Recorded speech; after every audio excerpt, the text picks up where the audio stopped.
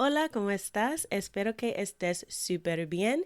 This is Tamara Marie, host of the Learn Spanish con Salsa podcast. Now, before we jump into this episode, I wanted to let you know about a special opportunity that you're definitely going to want to take advantage of, especially if your goal is to become fluent in Spanish. For a limited time only, my team is opening the doors to listeners of the podcast to take advantage of a free language coaching session. Now, in this session, it's not just we're teaching you about verbs or grammar, but we're really going to do a deep dive into what are your goals for learning Spanish, assess where you are on your journey to fluency at the moment, and help you map out a 90-day plan for how you can get to fluency. So we are going to help you take your Spanish to the next level, whether you're afraid of speaking Spanish or you just get a little bit nervous when you're talking to native speakers, or maybe you've got some of the basics down, but you really know that you struggle with getting your Spanish to flow and your listening skills aren't up to par. Whatever it is, even if it is a specific grammar issue, we will help you map out how to tackle that. And normally these sessions do cost, so we are offering a few slots for free. There are limited spaces available and they'll only be open up through the end of the month. So make sure you sign up. Go to SpanishConSalsa.com/coach. That's SpanishConSalsa.com/coach to book your free language coaching session where we will help you map out a 90-day plan to get to Spanish fluency. Okay, let's get started with the episode. You were probably taught that there are 5 main question words: who, what, where, when, and why, or in Español, quién, qué, dónde, cuándo, y por qué. But there are actually 2 ways to ask the question why in Spanish: por qué y para qué. And it's important to know the difference between these two so that you don't come across as rude or unintelligent when you're speaking Spanish. So stick with me to the end of this episode and I'll make sure you know when to use por qué versus para qué. Vamos a empezar. This episode of the Learn Spanish con Salsa podcast is brought to you by Yabla. Yabla provides language immersion through engaging videos for Spanish, English, Italian, French, German, and Chinese language learners. Yabla features authentic content by native speakers, custom playback, subtitles, learning games, and flashcards. Yabla is the premier language learning video platform with tools to enhance conversational understanding, such as the patented dictation game Scribe. If you haven't tried out Scribe, I definitely recommend you check it out. It is a game changer when it comes to improving your listening comprehension, and it's the perfect way to practice active listening. Stream authentic shows and music you enjoy while you learn at the same time. Give Yabla a try today using this special link, yabla.com/salsa. That's YABLA.com/salsa.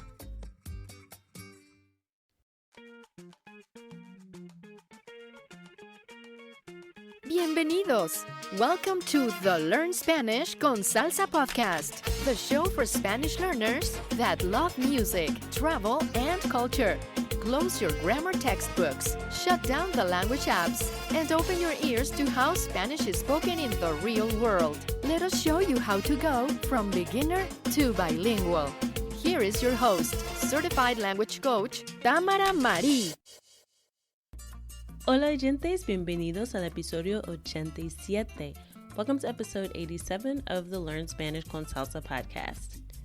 In this episode, I'm going to explain the difference between asking why using por qué versus para qué in Spanish. It's important to know the difference between these two because you want to understand correctly when someone is asking you a question, and 2, if you don't use the right one when you're asking someone a question, it can sound impolite, rude, or even like you're just a little bit slow, right? People might think you're unintelligent. So stick with me for this entire episode and I'll make sure you know when to use por qué versus para qué.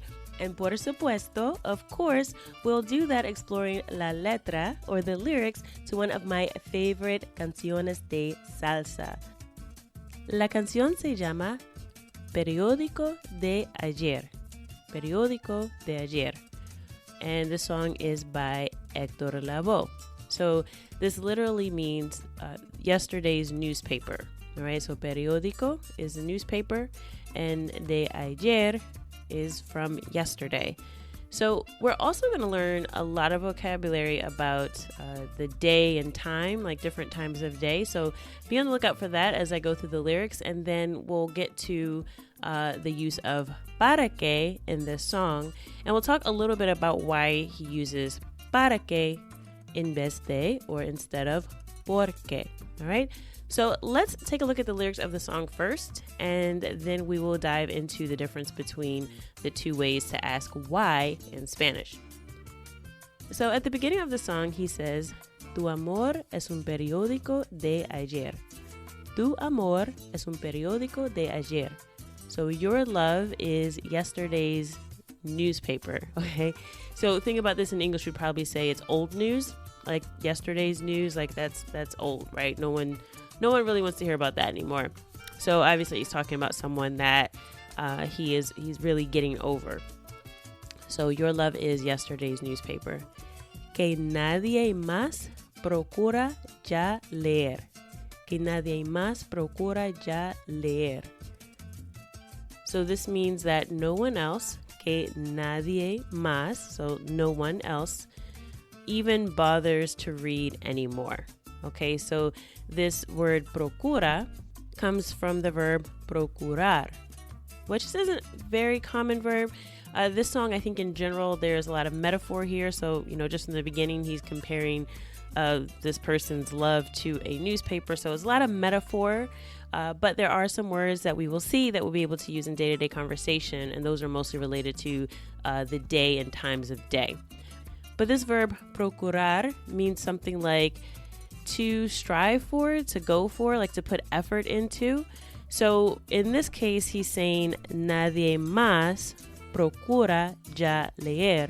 So this is a way of saying like it's not really worth the trouble, like no one would bother to read this anymore. Okay, so this ya leer is like to read anymore. So literally he's just saying that, this is old news and no one else really wants to hear about it anymore. Sensacional cuando salió en la madrugada. Sensacional cuando salió en la madrugada.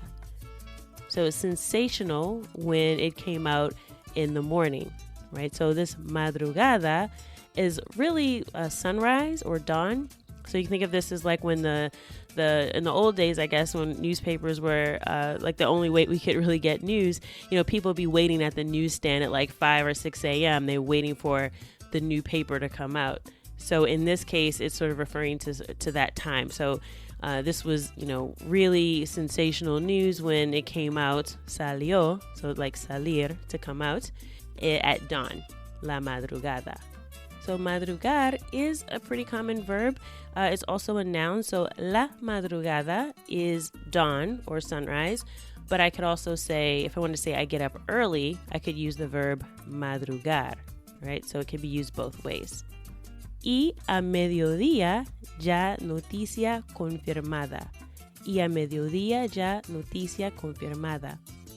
So, and at noon, it's already confirmed news, all right? So mediodía, you could literally think of as midday, but in English we would just say noon. So this is 12 o'clock in the afternoon exactly. So again, another word that you can use in day-to-day conversation, you can say a las 12 de la tarde, right? Or al mediodía. Okay, so either at 12 o'clock or at noon. Ya noticia confirmada. So noticia is news, and ya in this case means already. So noticia confirmada, you can just think of this like, confirmed news, or just like it was already well known, right? It was official, right? So again, he's using the time of day to sort of talk about the course of this relationship, right? In the morning, it was new. Everyone wanted to know about it. Then by noon, it was pretty much confirmed. It was pretty well known that these two had gotten together. Then he says, y en la tarde, materia olvidada. Y en la tarde, materia olvidada. So, and in the afternoon, it was a forgotten matter. So in this case, materia is also subject. So you can think of it as like subject matter. So this was something that, by the afternoon, it was already old news. You can think of it that way. All right. And then he says again, Tu amor es un periódico de ayer. Your love is yesterday's newspaper. Fue un titular que alcanzó página entera. Fue un titular que alcanzó página entera. So it was a headline. So fue, well, it was un titular, which is like the headline, like you think of, the headline of the newspaper, que alcanzó página entera. Que alcanzó página entera. So it reached, or, alcanzar means to reach. Alcanzó. So it reached the full page, the entire page. So basically you can think of it like, when you have a newspaper headline, it's sort of like that front page news. It like takes over the entire front page. So that's kind of one way to think about it. But basically, it was a big deal, right? When it started, this was a big deal. Por eso ya te conocen donde quiera. Por eso ya te conocen donde quiera. So por eso is that's why. Ya te conocen. So this te conocen is they already know you, or they're familiar with you. Donde quiera. So donde quiera is like wherever or anywhere, almost like everywhere. You can think of it that way as well. So he's saying that's why everyone, knows about you pretty much everywhere. Tu nombre ha sido un retrato que corté. Tu nombre ha sido un retrato que corté. So this tu nombre is your name. Ha sido, this is has been, un retrato que corté. So this is like a portrait that I cut out. So you kind of think about it again when you are looking at the news, right? Like the newspaper, you could cut out these news clips and you paste up the things on the wall that are important. So he's kind of saying like this was something, and again, this is a metaphor, right? So this love affair that he had was like really important. It was really big news. He cut out the headline, right? This was something that he saved. Y en el álbum de olvido lo pegué. Y en el álbum del olvido lo pegué. All right, now once again, this is a little bit of poetic language here. So he's saying, and in the album of oblivion, right, olvido, so that comes from olvidar, which is to forget, and lo pegué is I stuck it there, or I pasted it.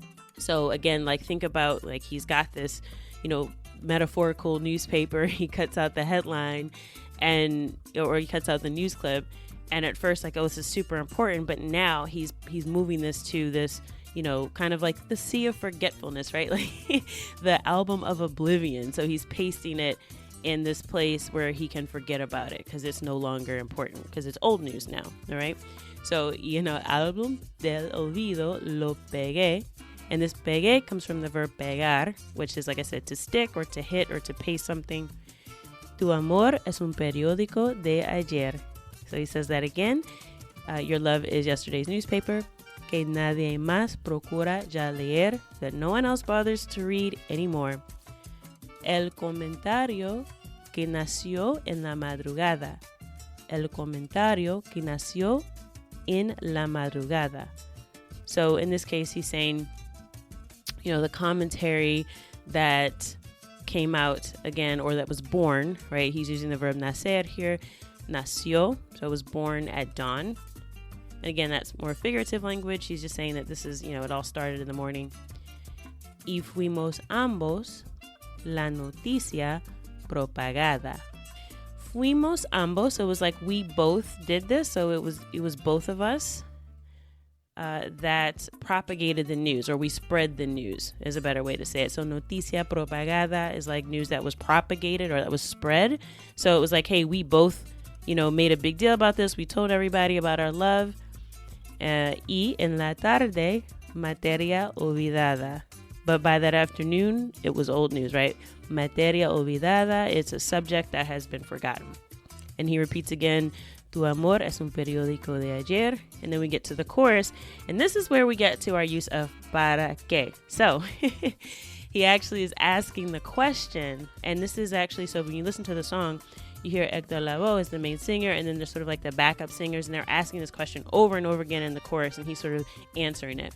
So he says, they're asking, right? ¿Y para qué leer un periódico de ayer? So that's kind of the whole point of the song. ¿Y para qué leer un periódico de ayer? So the question here is, and why would you read yesterday's newspaper? And they're really asking this para qué is like, for what reason? Like, why, what good is it really to read the newspaper from yesterday, right? Because it's no longer relevant. There's new news that's come out since then. We had a new newspaper come out this morning. So for what reason would I read yesterday's newspaper? All right. And so again, the song goes on a little bit further. I'm not going to go through all the lyrics, but I wanted to give you the gist of the meaning of the song. If you want to get the full lyrics, I suggest that you check out our sponsor, Jabla, who actually sponsored this episode. They actually have the song on their website. So if you go to yabla.com/salsa, so that's Yabla, YABLA.com/salsa, then you'll be able to sign up for a 15-day free trial, and you can try out this song, right? You can go and look for Periódico de Ayer, and I'll include a link in the show notes to this as well so that you can search for it. And you'll get the full lyrics when you sign up there, and you'll actually be able to listen to the song as well. And there's some other features that I explain as well on the show notes page, learnspanishconsalsa.com/87. That's learnspanishconsalsa.com/87. And they'll give you sort of a demo of how you can actually use the site to find things and search. And so you'll be able to check out the lyrics. So if you want to do that, I definitely recommend you check out Yabla and go and really review the lyrics to the whole song. All right. But I'm going to stop here for now, and let's get into explaining the difference between para qué y por qué. All right. So you might be wondering, all right, well, he's really just asking the question, why, right? Para qué leer? Why read un periódico de ayer, a newspaper from yesterday? Like, why would I do that? So in English, we really just have one word for this, right? We just say why. And the only way you really know the difference is sort of by maybe our intonation. So for example, if I could say, why read yesterday's newspaper? Right? That sounds like a sincere question. I'm really asking, like, why read it? Like, what do you tell me why? Versus, why would I read yesterday's newspaper, right? Or why read that? Why read the newspaper from yesterday? So just kind of in the way that I'm saying it, you get a sense of like, am I asking a sincere question, or am I really questioning, okay, well, no, really, why would you do that? I'm almost implying that it's really not a good idea, right? It's almost like a rhetorical question in that sense. I'm like, what would I do that for, right? So that's kind of how we would do it in English. But in Spanish, you actually have this difference between por qué, which is just why in general, and para qué as a question, which really means like, for what reason, right? You're really questioning the validity, and you're asking for a justification. So, and again, you're almost saying like, really, it's not necessary, whatever I'm asking you about. Like, I've already kind of decided that there's no reason for it, but I'm going to ask you to justify the reason, right? So that's when I kind of said in the intro that if you use para qué instead of por qué, it could be seen as rude, right? Because if you're questioning para qué, you're saying for what reason? And again, depending on your intonation, you could be seen as questioning someone, right? So when you really are asking a sincere question, I always recommend using por qué instead of para qué, all right? So for example, let's just look at a few examples of how this might play out. So I could say, ¿por qué necesitamos tanto dinero? ¿Por qué necesitamos tanto dinero? Like, why do we need so much money? Right? And this is like a sincere question, right? I'm like asking like, why? But I could also say, ¿para qué necesitamos tanto dinero? ¿Para qué necesitamos tanto dinero? So for what reason do we need so much money? So I'm almost implying that I really don't think that we need this much money, and you need to explain to me why. It could also be genuine, right? Like, but you really are asking for what reason. Like, give me a list of reasons that explain why this is necessary. So it's more of a question. I think of it as a more pragmatic and more concrete question when you use para qué versus por qué. All right. So let's look at another example to sort of illustrate this, because I know it can be maybe a little bit difficult. And again, it's a nuance. No rule is 100% of the time, but this does give you an idea of the connotation of por qué versus para qué. So I could ask the question, ¿para qué necesitas la universidad? ¿Para qué necesitas la universidad? So for what reason do you need university? Or basically I'm asking, for what reason do you need to go to college? And it's almost like, what do you need to do that for anyway? Right? That's almost like the idea behind the question. And then I can answer sincerely, right? Para que tenga una maestría y obtener un trabajo que me pague bien. So, para que tenga una maestría y obtener un trabajo que me pague bien. So I'm saying so that I can get a master's degree and I can get a job that pays well. And again, when you're using para que in response, it becomes so that or for these reasons, right? So para que, the question is for what reason or for what, and para que in the answer is so that or for these reasons, right? Just like you have por qué as a question why, and then por qué as the answer because, okay? So there is a difference there between those two. And you may also notice para qué when you're not using it as a question, so you're giving the answer so that, it actually triggers the use of the subjunctive. So I said para que tenga, so that I have, or that I can get a master's degree. All right. So that's the use of para que. So let's ask the same question, but use por qué and see how the answer changes. Okay. So if I say ¿por qué necesitas la universidad? ¿Por qué necesitas la universidad? That's more of a sincere question, right? I'm asking about what are your beliefs about education? Like, why do you think it's important, or why do you think it's needed that we have universities, or that you go to the university? Why do you think it's important for you? So that's more of the question. I'm really asking about your creencias or your beliefs. And I could say, porque es importante aprender cosas nuevas, right? It's important to me to learn new things. I want to learn about the world. And again, this porque, why, and then porque, because. So that's the real difference between the two. And again, it can be a little bit difficult to get this down, but I would say more commonly you will hear por qué as why. But when you're really asking for, give me the reasons or explain to me why this is valid, then you're really going to say para qué. So you can also use these by themselves just as questions, right? Just like if someone asks you, well, why, right? Why? You don't have to use like a full statement, right? You could just say por qué or para qué. So again, just a slight difference there. Like if, let's say, I'm sitting in the house and I'm hungry, right? And I just say to my friend, hey, ¿quieres ir al restaurante? Right? Like, hey, do you want to go to the restaurant? And they might say, ¿por qué? Right? Like, why? And then I would probably just say, porque tengo hambre, o me muero de hambre. So because I'm hungry, or like I'm starving, right? Now, if I say, ¿quieres ir al restaurante? And they say, ¿para qué? Right? They're probably saying, like, for what? Like, why would we go to the restaurant? Right? They're almost questioning, like, why I'm asking that question to begin with. So it's sort of like, for what reason would we go to the restaurant? And then I could say, porque tengo hambre y no quiero cocinar. Right? Like, so because I'm hungry and I don't want to cook. Right? So I'm giving more reasons because I'm saying that, look, I know you're asking, like, why would we go to the restaurant, period. And I'm saying because I'm hungry and I don't want to cook. So again, you're giving more justification when someone asks you this para qué. So that's why you have to be careful with it. If you're using it, especially depending on your tone, it can be seen as like you're questioning someone's judgment, or you're really asking them why would they want to do something instead of why do you want to do that, right?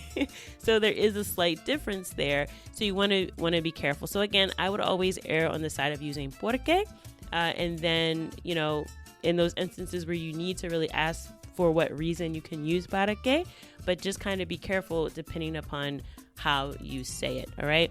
Por qué can also be seen as asking more of like an existential question, like why are we here, right? So por qué estamos aquí, right? It's like, well, why are we here versus para qué estamos aquí? Like, for what reason are we here? Again, para qué is probably more practical, right? You're asking for specific, concrete reasons, where sometimes por qué is more asking about someone's, beliefs and sort of the reason why something exists, right? At more of a deeper level. So kind of think of it that way as well, okay?